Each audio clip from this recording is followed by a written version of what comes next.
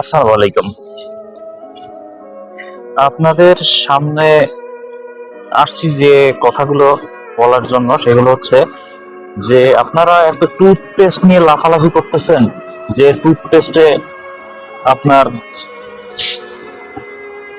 এত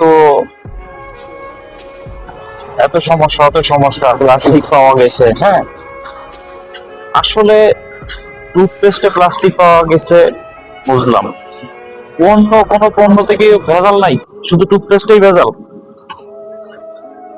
আর আপনি টুথপেস্ট ব্যবহার করতেছেন, ঠিক আছে, টুথপেস্ট ব্যবহার করতেছেন, দেখেন যে যেগুলা পণ্য বেশি চলে সেইগুলাই ধরা পড়ছে বেশি,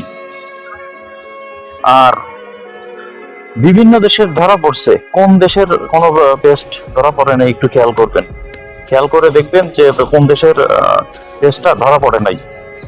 একটু বুদ্ধি করে দেখেন যে আসলে এটা মার্কেটিং চক্র কিনা। আর হচ্ছে বিশেষ করে হচ্ছে আপনারা যে বিশেষ করে আপনারা যে টুথপেস্টে বলতেছেন প্লাস্টিক আছে, আপনি যে ব্রাশটা দিয়ে দাঁত ব্রাশ করতেছেন, সেই ব্রাশটা কিসের? ওটা সোনার? আশা করি ওটা সোনার না।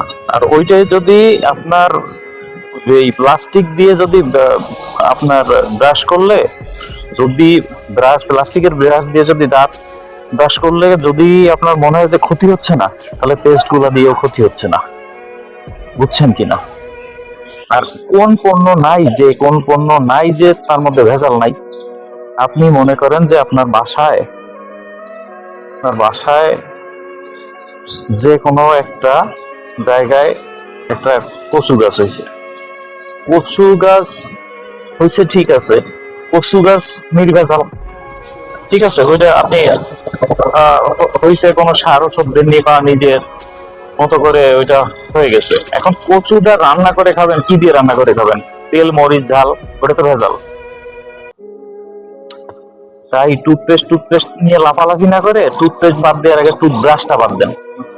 বুঝছেন? আর কিছু বলার নেই, নিজের বুদ্ধি খাটান, এটা একটা চক্রান্ত।